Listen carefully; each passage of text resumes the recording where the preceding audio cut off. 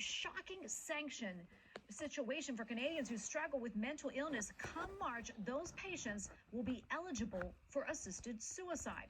The country's medical assistance in dying, also known as the MAID law, was first enacted in 2016, originally intended for people with serious untreatable conditions such as terminal cancer. However, a new provision will now allow people to apply for euthanasia solely on the basis of a mental disorder. And joining us tonight with more is Alex Schadenberg, director of the Euthanasia Prevention Coalition. Alex, welcome. Thank you so much for being with us. I mean, this is really quite shocking. I'm curious, how did MAID go from people with terminal conditions to those with mental health conditions like depression? Well, in fact, Canada is a real prime example of what you would call a slippery slope or fast incremental extensions on euthanasia, because what happened is that the original law was challenged in a court in Quebec, and then a decision came down in 2019 to expand the law. It challenged this terminal illness requirement, but the government itself, though, went the next step and said not only we're going to remove the terminal illness requirement of the law, we're going to add in it mental illness alone and a few other things. And right now, just to make things even worse, they're talking about euthanasia for minors, and they're talking about euthanasia for people who are incompetent. And then recently, the Quebec government, not the Quebec government, the Quebec College of Physicians brought up the issue of infant euthanasia. So everything's on the table now for discussion for killing in Canada. It's very shocking indeed. It really is hard to believe this is happening there. Yeah. You know, as you know, there's a wide range of mental health conditions, some with virtually no impairments to other very serious conditions. So, Alex, I'm curious, how are they making this determination? I mean, and also, wouldn't the very nature of mental illness exclude a person from making a decision that would end their life? Well, in fact, I would agree with you completely. And actually, most of the psychiatrists in Canada would just agree with your statement. They would say, yes, it's impossible to determine that someone's actually, how would you say, not capable of recovering. It's impossible to determine that. Nonetheless, there are, of course, many pro-euthanasia type psychiatrists who'll be more than happy to be involved in this.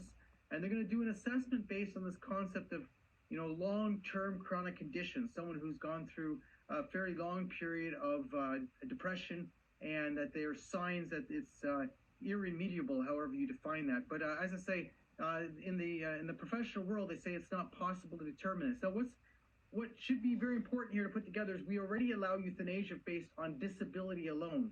So what happened is when they dropped that terminal illness requirement, people with disabilities, so people with chronic conditions, were then able to be approved for euthanasia. So we've had not a lot of euthanasia now for reasons of poverty. People who say that, you know, on the disability benefit, I can't live this way. There's not enough money for me to buy food. And so therefore they're being approved for euthanasia and dying by euthanasia. There's other people, this recent case of a man whose house was sold. And so the new owner said that you have to leave and find a new place to live.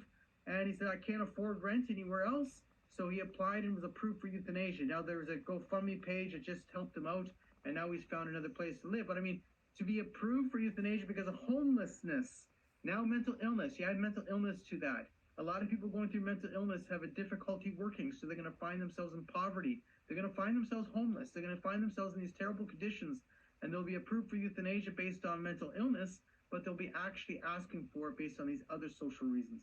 Alex, I can't even believe this is a reality here. I'm curious, what are Canadians saying about all this, and also others in the medical community? Well, it's becoming very upsetting to a lot of Canadians, but we have a government that isn't listening. We have a government that's really pro-euthanasia. They're just absolutely committed to it. I'm sad to say that. But Canada's become the example to the world as to why you should never even consider legalizing euthanasia.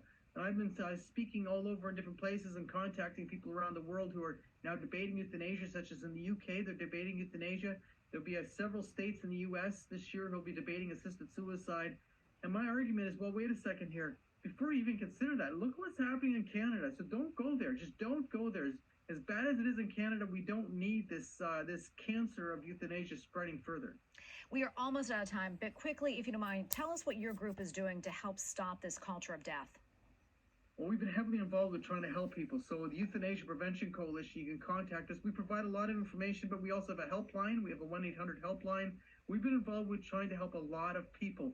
But, you know, we've had a tsunami of euthanasia going on. Not only the numbers have increased so greatly of euthanasia, but also the types of reasons for euthanasia. So it's actually really breaking my heart, but I realize that maybe the good that comes of it is that other nations don't legalize and they decide, Canada, how terrible it is. We don't want to go there. And